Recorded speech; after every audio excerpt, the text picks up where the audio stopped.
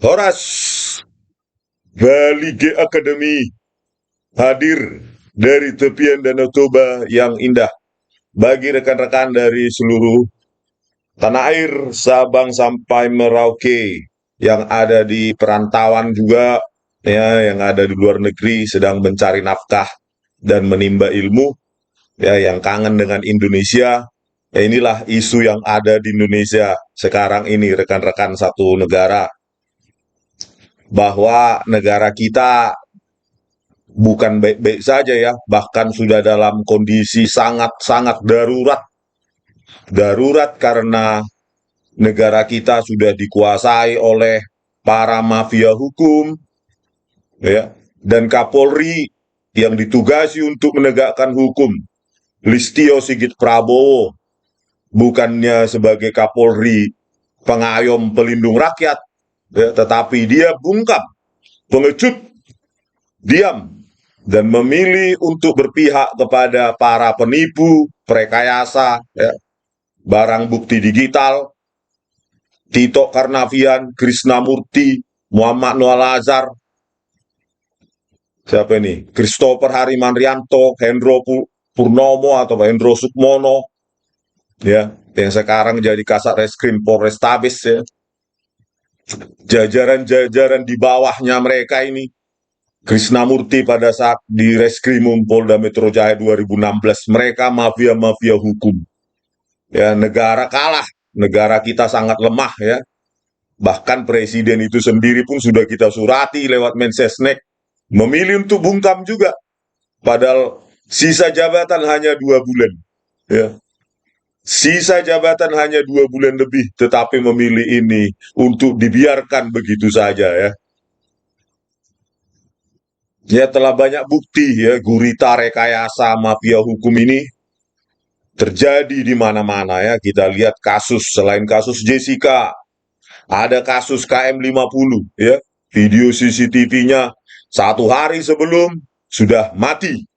Kebetulan yang sangat sempurna, yang sangat tidak masuk akal, ya. Ya, itulah, ya, selain KM50 kemarin ada kasus Peggy Setiawan, ya, video CCTV-nya sampai sekarang tidak pernah dibuka, ya. Di televisi hanya narasi-narasi berdasarkan kesaksian, ya. Tetapi bukti materialnya bukannya dipertunjukkan, diajukan ke persidangan atau pra peradilan kemarin, tetapi hanya modal kesaksian-kesaksian yang katanya Kapolri Listio Sigit Prabowo itu scientific crime investigation, scientific evidence, kok kesaksian atau foto, potret foto album dibandingkan potret di mana itu image di database Dukcapil dan lainnya, ya. Inilah mafia rekayasa sudah ada di mana-mana. Belum lagi kita bicara kasus pembunuhan Novena, ya, di Bogor yang video CCTV-nya tajam. Tetapi tidak bisa dilakukan atau memang dibiarkan seperti itu saja, ya. Yang pengakuannya sudah minta bantuan FBI, omong kosong, ya. Coba dikasihkan saya yang aslinya, pasti bisa saya apa itu, ya, saya cocokkan wajahnya dengan potensial suspek. Dan banyak ahli lainnya, banyak sekali, itu gampang sekali, ya. Tapi mereka memilih itu membiarkan. Ada apa? Adakah pembunuhnya berkaitan dengan oknum polisi, saudara polisi? Ya, mereka yang bisa jawab itu. Belum lagi terakhir ini, Afif Maulana, ya. Ya, kasus Afif Maulana, ya, di Sumatera Barat, tetangga kami, ya, provinsi tetangga kami, Sumatera Utara, ya. Itu terjadi juga, ya. Dengan entengnya Kapolda Sumatera Barat mengatakan itu sudah terhapus atau override sudah 11 hari karena penyimpanan 1 terabyte. Ini kan konyol sekali, ya. Kejadiannya kok bisa sampai 11 hari itu didiamkan. Itu kan orang harus dipecat itu. Ya. Bagaimana kejadian seperti itu bukannya langsung diamankan video CCTV itu, tetapi sudah katanya mengalami terhapus karena override atau apapun itu, ya, padahal sangat gampang diperiksa itu, ya, apakah dihapus secara manual, apakah override, coba tunjukkan buktinya bahwa itu override. Kapolda Sumatera Barat. Ya, mundur saja Anda, dasar ya. Rekayasa sudah di mana-mana. Begitu melibatkan oknum kepolisian, maka bukti material itulah yang mereka hancurkan. Inilah ya gurita rekayasa sudah ada di mana-mana ya, dan DPR bungkam padahal mereka mengaku wakil rakyat, perwakilan rakyat ya, bungkam ya, tinggal tunggu gaji bulanan dari keringat rakyat dan mereka tinggal tidur-tiduran atau bagi-bagi jabatan entah apalah itu ya, tetapi mereka bungkam.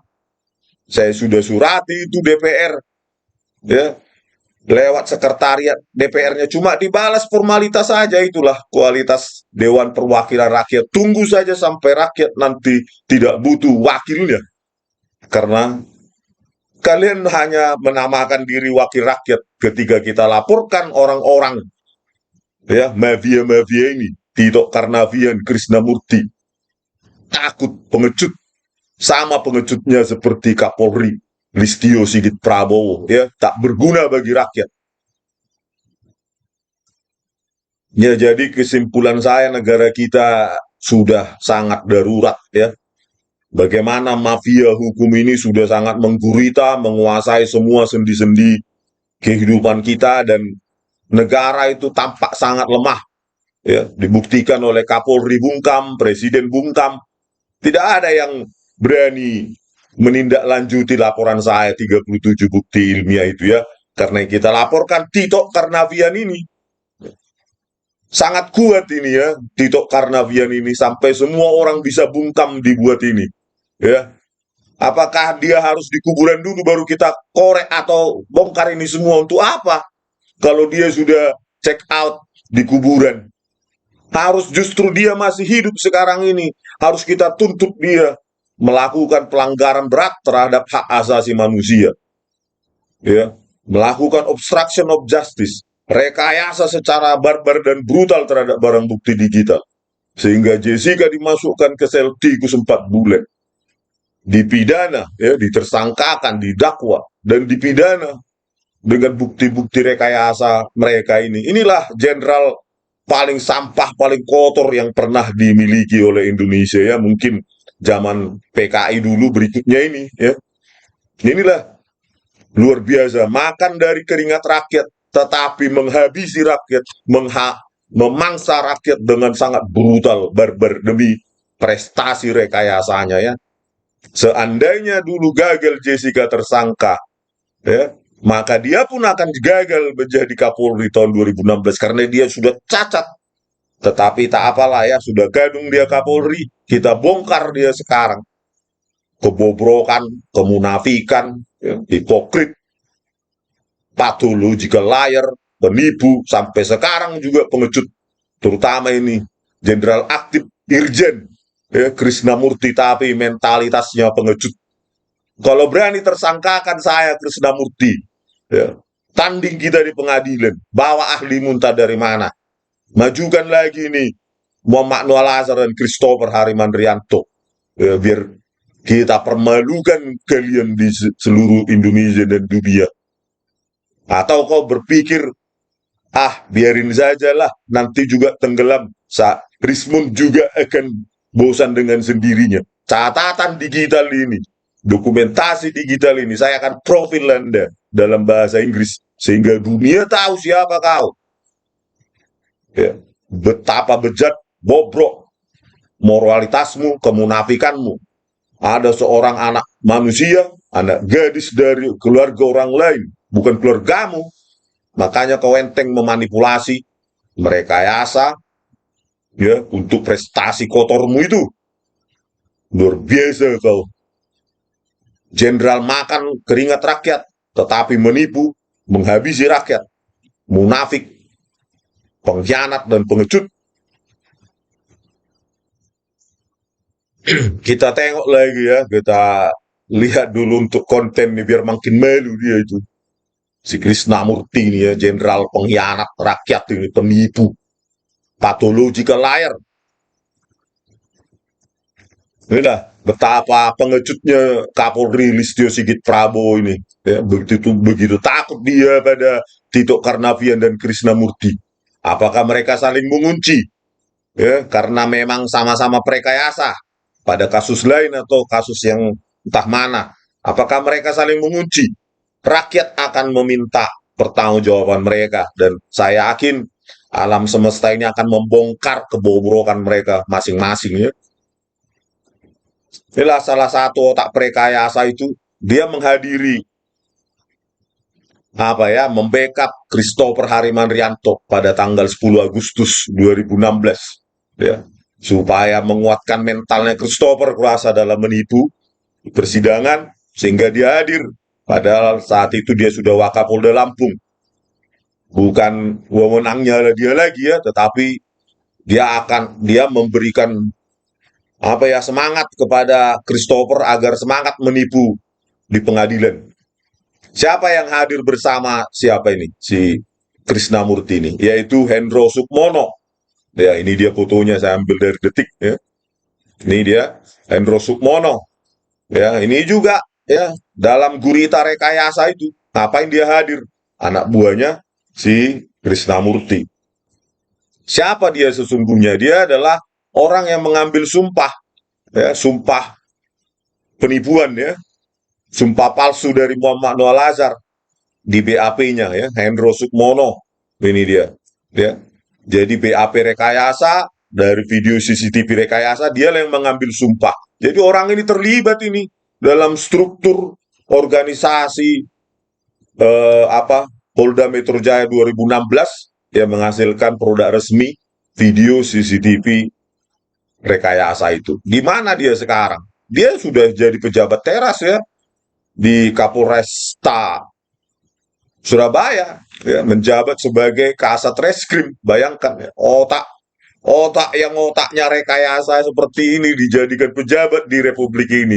Inilah mengapa saya katakan Indonesia sudah sangat darurat, karena orang-orang yang mafia rekayasa ini menjabat posisi penting. Bayangkan ini, ya, bisa jadi nanti ini pejabat, bahkan mungkin Kapolri the next, ya, manusia rekayasa semacam ini dijadikan kepala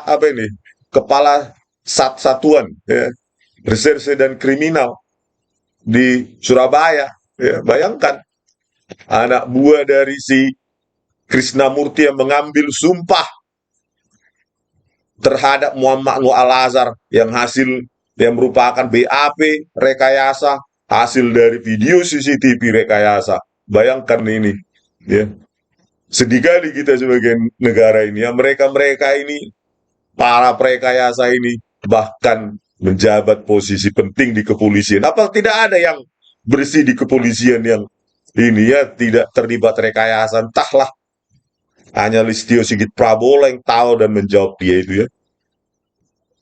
Inilah judul Detik, ya, hadiri sidang Jessica Krisnamurti, mau lihat anak buah saya. Siapa yang hadir 10 Agustus 2016? Muhammad Noah Lazar dan Christopher Harimandrianto, ya. Itulah dia hadir, ya. Pada saat dia hadir, disitulah Christopher Harimandrianto menyajikan penipuannya, ya, untuk menipu seluruh rakyat, untuk mengkriminalkan seorang anak manusia dengan video CCTV rekayasa, dan di backup, dihadiri oleh manusia sampah ini, Krisnamurti, ya.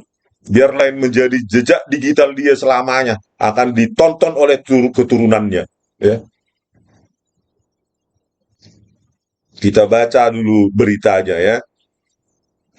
Di sini ketika ditanya, mau lihat sidang saja, saya mau lihat anak buah saya yang sedang di dalam persidangan menipu, ya. Jawab Krisnamurti. Terus di sini, penyidik Polda Metro Jaya sama sekali dari awal tidak meletakkan satu orang tertentu sebagai tersangka, ya. Jadi jelaslah ini penipuan, ya. Yakin saya penipuan. Kenapa? Kalau ini benar, tidak mungkin video CCTV itu dikaburkan, direkayasa semua, ya. Inilah manipulator, pathological liar, terus apa lagi itu, hipokrit. Tidak. Jadi itu dilakukan secara komprehensif dan teliti terhadap konstruksi kronologis peristiwanya. Teliti. Dasar manusia sampah kau Krishnamurti. Ya. Dasar manusia pengkhianat, penipu. Bagaimana teliti jika video CCTV yang jelas tajam 2 juta piksel kalian downgrade, downscale menjadi 0,5 MP setengah juta piksel. Dari mana itu kata teliti itu Krishnamurti? Hai manusia berhati iblis ya. Komprehensif dan teliti. Krishnamurti, Krishnamurti. Inilah jejak digitalmu Krishnamurti. Ya, saya kupas sudah semua satu persatu di kanal Bali G Academy. Kau bisa apa? Walaupun bintang 2 kau nggak bisa apa-apa kau lawan ilmu pengetahuan, ilmu pasti, matematika dasar. Jadi kami melakukan penyidikan dari awal pembuatan kopi sampai kopi masuk ke tubuh Mirna, korban. Jadi semua orang bisa jadi potensial suspek, kata dia. Ya, melanjutkan penipuannya. Tuh, tadi kan lihat itu. Dari awal pembuatan kopi Rangga, saya ingin memastikan itu ditunjukkan supaya nanti terlihat semua, publik menilai. Ini kan sidang terbuka. Sementara semua menjalankan perannya. Jadi biarkan sidang berjalan, nggak ada komentar terkait sidang. Penipuan lagi ya. Jadi dia ingin meyakinkan bahwa pada saat Rangga menyajikan kopi tidak ada apa-apa ya, ditunjukkan di persidangan ya. Inilah penipuan lagi ya. Itu di kamera 1 CH17. Padahal sudah kita kupas sering itu ya. Ya inilah dia. CH17 1511 sampai 1617 pada saat Rangga menyajikan kopi ya. Inilah dia di metadatanya 98.750 frame. 1 jam lebih ya. 1 jam 5 menit mungkin ya. Tetapi yang dianalisa Muhammad Nur Al-Azhar 2.707 frame. 96.000 berapa itu? 60 43 ya. 96.043 frame atau 64 menit, 1 jam 4 menit itu sengaja dihilangkan oleh Muhammad Nur Al-Azhar. Ya, inilah yang katanya si Krishnamurti teliti dan komprehensif, yaitu menghilangkan 96.000 frame dari 98 ribuan frame. Inilah hipokritnya dan penipuan dari Krishnamurti ya, di publik patological liar ya.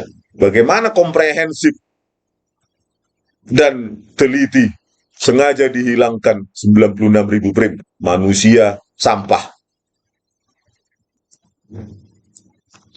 ya. Jadi bukan kita bicara tentang ini ya, tentang ilmiah. Jadi harus ada bukti tertulis yang kita pegang dari BAP atau dokumen yang mereka miliki juga yang mereka hasilkan. Ya. Jadi bukan hanya kamera 17 ya, CH17, tetapi kamera 9 juga ada 100 frame. Ya. Kamera 7 juga ada 50 frame ya.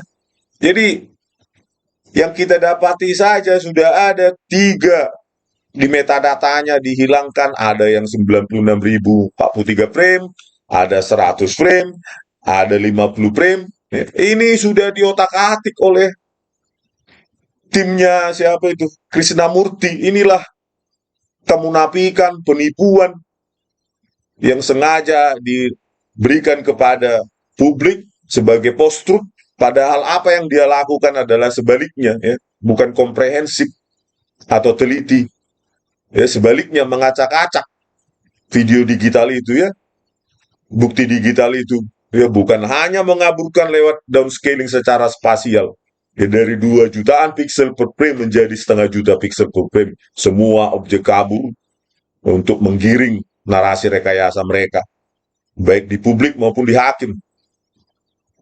Begitu juga dengan laju frame yang seharusnya pergerakan tuh halus setiap objek yang bergerak menjadi 10 frame per detik dari 25 ya, jadi putus-putus sehingga Pergerakan tangan Mirna Salihin mengambil sedotan di atas meja sengaja mereka sembunyikan. Karena mereka telah menuduh Jessica menaruh sedotan di atas meja, meskipun itu tidak dikonfirmasi sama sekali di video CCTV 7, hanya pengakuan Marlon Napitupulu, saksi penipu dan saksi dusta. Inilah, saudara, ya. Ini juga mahakarya dari Krishnamurti, jenderal penipu sampah masyarakat, ya.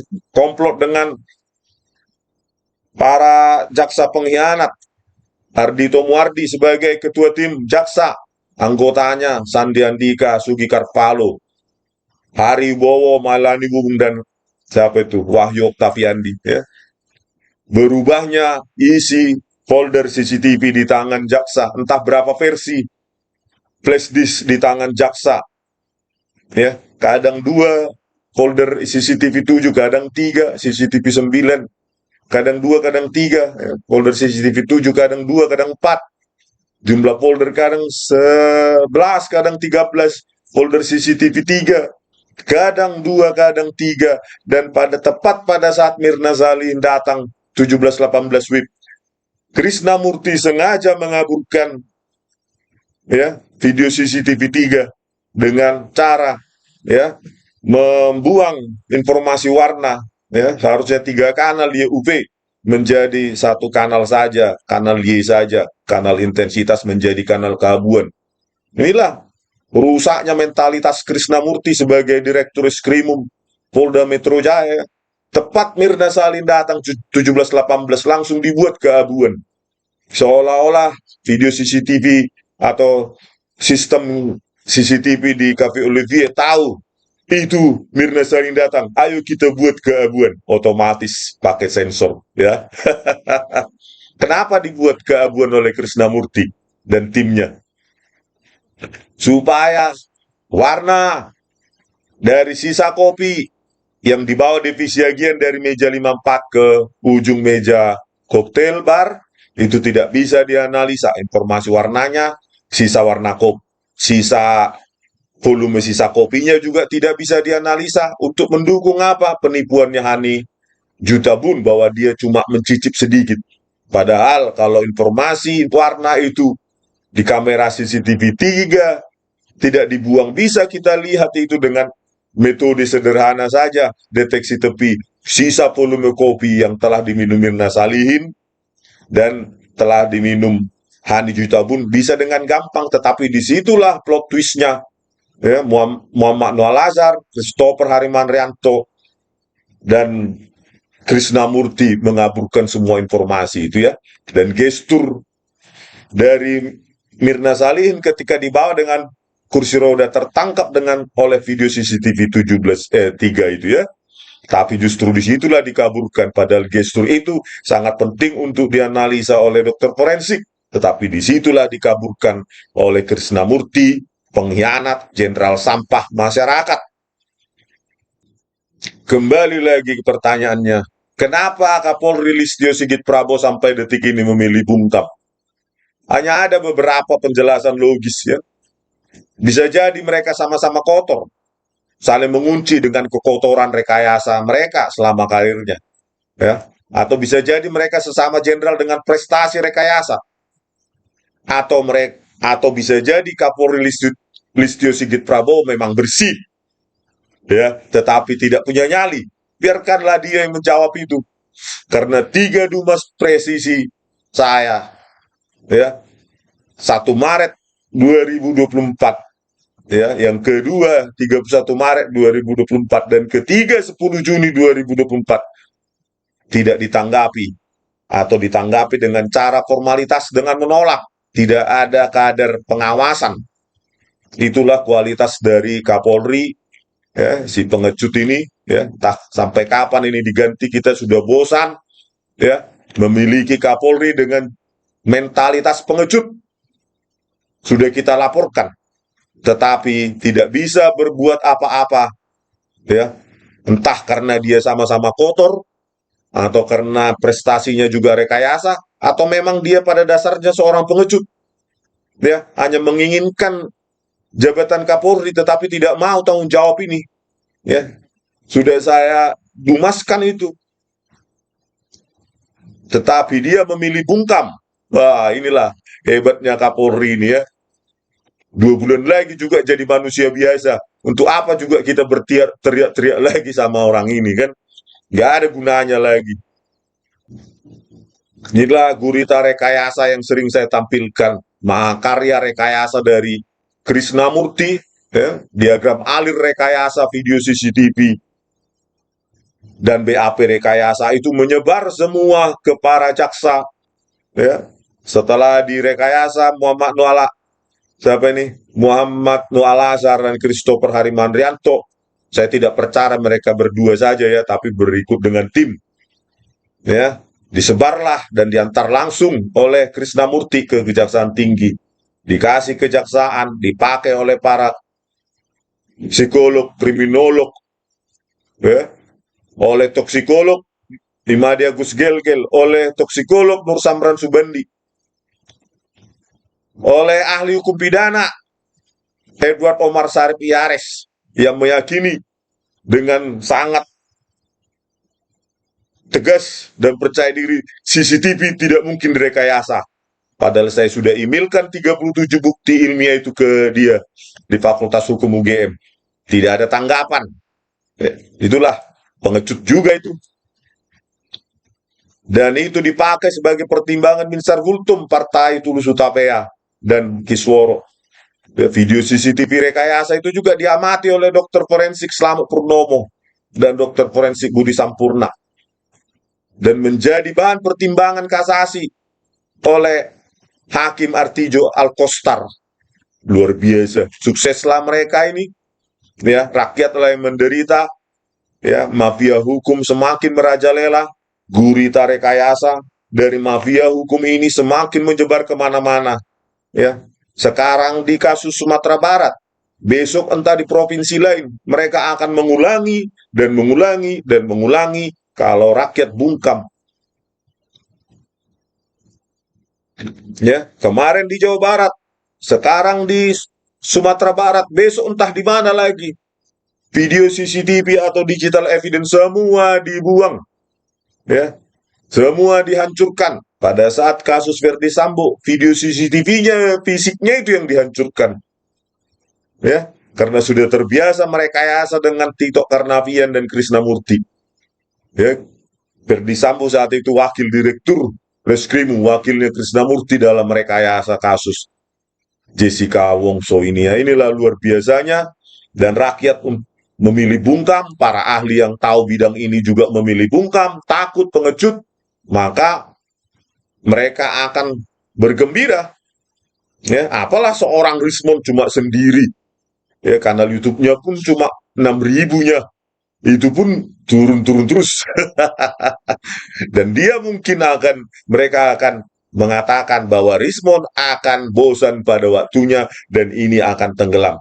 Sekarang terserah rakyat dan netizen, ya, mau membiarkan ini atau ayo bersama-sama bersuara untuk menekan DPR, menekan Kapolri, menekan Presiden untuk menangkap gerombolan perekayasa ini ya, Tito Karnavian, Krishnamurti, Hendro Sukmono, Muhammad Noah Lazar, Christopher Harimandrianto, dan siapapun itu. Oke, sampai jumpa di video kami selanjutnya dari Baligi Academy di tepian Danau Toba yang indah. Horas. Krishnamurti is a senior officer in the Indonesian National Police who currently holds the rank of Police Inspector General, or a 2-star general. Born in Ambon, Maluku, on January 15, 1970, he is an alumnus of the 1991 Police Academy. He is married to Nanae Ariani Utama, and they have 2 children. Krishna's career in the police force has been quite smooth, with him holding strategic positions such as Deputy Chief of the Lampung Regional Police from July 22, 2016, to September 23, 2016. Krishna was the senior and former superior of Ferdi Sambo when they served at the Jakarta Metropolitan Police around 2015. At that time, Krishnamurti was the chief of the Criminal Investigation Directorate of the Jakarta Metropolitan Police, while Sambo was the deputy chief. At that time, Sambo held the rank of Police Adjunct Senior Commissioner, AKBP, while Krishna was already a commissioner. 5 years later, Sambo surpassed Krishna. Sambo was promoted to 2-star general when former National Police Chief Idam Aziz appointed him as the head of the Professional and Security Division, Kadif Propam, of the Indonesian National Police. The position became vacant after Inspector General Ignatius Sigit Widiatmono passed away in October 2020. Krishna then served as the head of the International Mission Bureau in the International Relations Division of the Indonesian National Police from July 21, 2017, to October 14, 2022. Since October 14, 2022, Krishna has been the head of the International Relations Division of the Indonesian National Police. His rank was elevated to Police Inspector General, or 2-star general. He has handled several high-profile cases during his tenure as the chief of the Criminal Investigation Directorate of the Jakarta Metropolitan Police since 2015, 2 of which were the Sarinah Thamrin bombing and the death of Wayan Mirna Salihin, both occurring in 2016.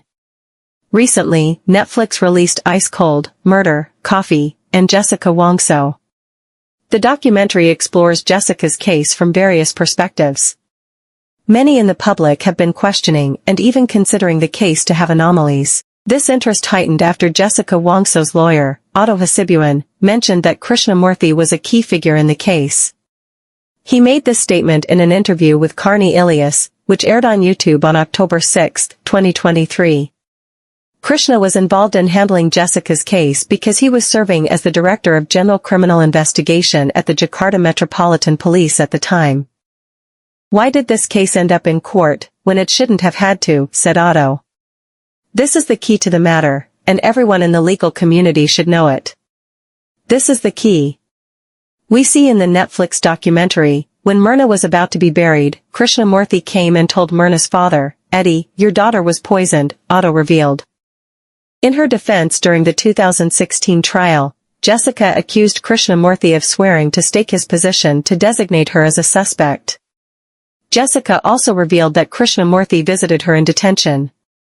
During this meeting, Krishna confessed that his pride was hurt by having to visit the detention center to meet Jessica. I was visited by Mr. Krishnamurthy, in detention. He said, coming down to the detention center has already hurt my pride, Jessica recounted to the judges during the trial for the murder of Mirna Wayan Salihin.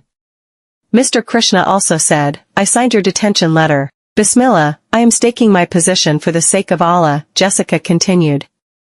Crying, Jessica Wongso went on with her confession about Krishnamurthy in the trial.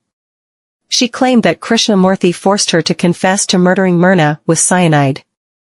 Jessica also alleged that Krishna offered her a 7-year prison sentence. The condition was that Jessica had to confess to killing Mirna at Oliver's coffee shop. Furthermore, Jessica said, Krishnamurthy promised not to impose the maximum penalty on her. The maximum penalty in question was life imprisonment or the death penalty.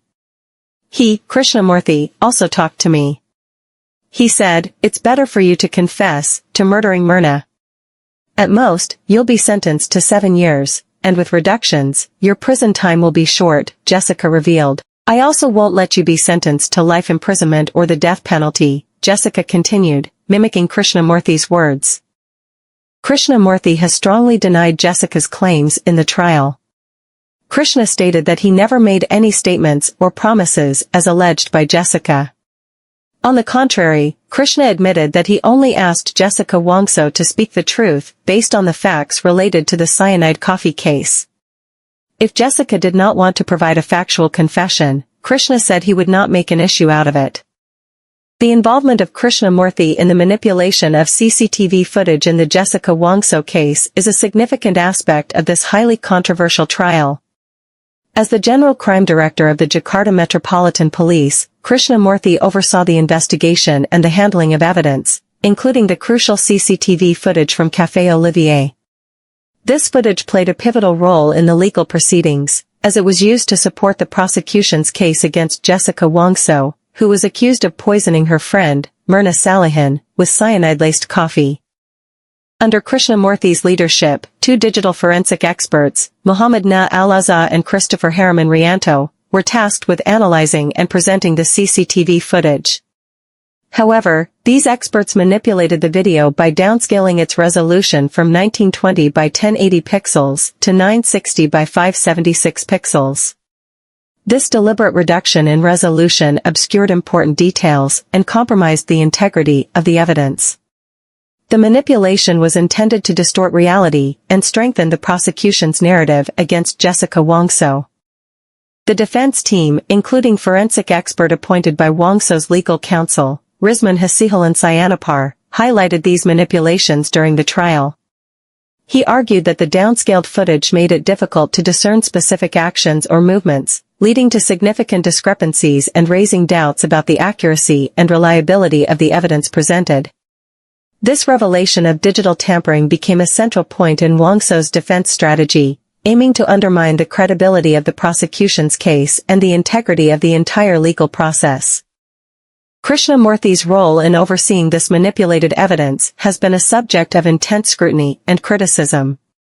The deliberate tampering with the CCTV footage, under his supervision, has been seen as a flagrant disregard for truth and justice. It has called into question the fairness and transparency of the investigation and the subsequent trial. The exposure of these manipulations has fueled widespread discussions about the reliability of forensic evidence, the role of law enforcement in ensuring justice, and the potential abuse of power by those in authority.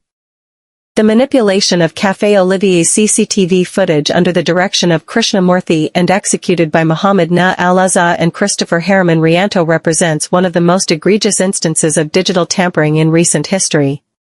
This case underscores the critical importance of maintaining the integrity of forensic evidence and the need for rigorous scrutiny in legal proceedings to uphold justice. The actions of these individuals have had far-reaching implications, not only for the Jessica Wongso case, but also for the broader perception of the legal and judicial system in Indonesia. Krishnamurthy's involvement in the manipulation of the CCTV-7 footage in Jessica Wongso's case appears to be driven by a motive to reinforce the prosecution's case against her. It shows how the resolution of the CCTV-7 footage was deliberately altered within the same time interval, specifically between 1557 and 1717 local time, just before Myrna Salihin arrived. This tampering, carried out by Muhammad Na Al-Azza under Krishnamurthy's direction, blurred all of Jessica Wongso's movements at table 54 and fabricated artificial movements, such as looking left and right, moving objects, and taking something from her bag. The motive behind these actions seems clear. By degrading the footage quality from 1920 by 1080 pixels to 960 by 576 pixels, and introducing artificial activities, Krishnamurthy aimed to obscure crucial details that might have exonerated Wongso. This manipulation was intended to present her actions as suspicious and potentially incriminating, thus bolstering the prosecution's narrative. The resulting blurry and low-resolution footage made it difficult for judges and legal experts to accurately interpret Wongso's behavior, leading to potential misinterpretations that favored the prosecution's case. By compromising the integrity of the digital evidence, Krishnamurthy and his team introduced biases and distortions that could mislead the court and undermine the principles of justice. This unethical manipulation of evidence highlights a significant abuse of power, as it sought to ensure a conviction by any means necessary, rather than allowing for a fair and objective legal process. The deliberate tampering of the CCTV footage ultimately reflects a calculated effort to influence the trial's outcome, casting serious doubts on the integrity of the entire legal proceedings. Krishnamurthy's involvement in the manipulation of the CCTV-7 footage in Jessica Wongso's case aimed to falsely accuse her of placing a stirrer into Myrna Salihin's coffee, and to obscure the movements of Myrna's hand when she picked up the stirrer from the table. Under Krishnamurthy's direction, Muhammad Na Al-Azza and Christopher Harriman Rianto executed deliberate alterations to the CCTV-7 footage from Café Olivier. This involved reducing the resolution and frame rate of the footage, which blurred crucial details and distorted the events. Christopher Harriman Rianto split the CCTV-7 footage into two segments. The second segment, which covered the crucial time just before Myrna Salihin arrived at the cafe, was intentionally blurred to obscure the specific movements. This manipulation made it difficult to see Myrna's hand movements clearly, creating ambiguity around whether Jessica had placed the stirrer into the coffee or if Myrna had picked it up herself. By intentionally blurring these details, the manipulation aimed to create a misleading narrative that Jessica Wongso had tampered with Myrna's coffee. This strategic move was designed to cast doubt on Jessica and bolster the prosecution's case, ultimately compromising the integrity of the trial and raising serious ethical and legal concerns about the fairness of the proceedings. The manipulation of the CCTV-9 footage resulted in a loss of color detail and clarity in the first segment, making it challenging to accurately compare the coffee colors. This deliberate reduction in resolution and frame rate obscured the subtle variations in hue, saturation, and brightness that are crucial for forensic analysis. By tampering with the visual evidence, the team under Krishnamurthy's direction compromised the integrity of the forensic findings. This manipulation not only misled the toxicologists, who based their cyanide analysis on this footage, but also introduced significant doubts about the reliability of the prosecution's evidence. The inaccurate results from the toxicologists, due to the compromised footage, had far-reaching implications for the trial. The judges relied on flawed forensic evidence to convict Jessica Wongso, which undermines the credibility of the entire judicial process. The deliberate actions of Krishnamurthy and his team in manipulating the CCTV-9 footage cast serious doubts on the integrity of the investigation and the fairness of the trial. This case highlights the critical importance of preserving the accuracy and reliability of forensic evidence to ensure justice is served. This 3 of the 37 scientific pieces of evidence explained revealing the manipulation of CCTV footage at Café Olivier have been uncovered and exposed. These pieces of evidence demonstrate deliberate tampering with the footage, particularly concerning the resolution and frame rate adjustments that obscured crucial details. This tampering aimed to distort the events and create misleading evidence against Jessica Wongso. Specifically, the alterations involved splitting footage into segments with differing resolutions and frame rates, manipulating the color detail of the coffee, and blurring critical movements and objects. The exposure of these manipulations has serious implications for those involved, including Krishnamurthy and his subordinates, Muhammad Na Al-Azza and Christopher Harriman Rianto. The deliberate tampering with evidence not only violates ethical and professional standards in digital forensics, but also constitutes a criminal act. If proven guilty, they could face severe legal consequences for their actions. Such manipulations undermine the integrity of the judicial process and erode public trust in law enforcement and forensic practices. Inspector General Krishnamurthy should face severe punishment for his role in manipulating CCTV footage in the Jessica Wongso case. This includes a lengthy prison sentence, potentially over a decade, due to the gravity of tampering with evidence in a high-profile murder case. Additionally, he could be subjected to substantial fines and immediate dismissal from his position, effectively ending his career in law enforcement. His actions would also lead to professional disqualification, preventing him from holding any similar roles in the future, and causing significant damage to his reputation, making it difficult for him to find employment in any trust-based field.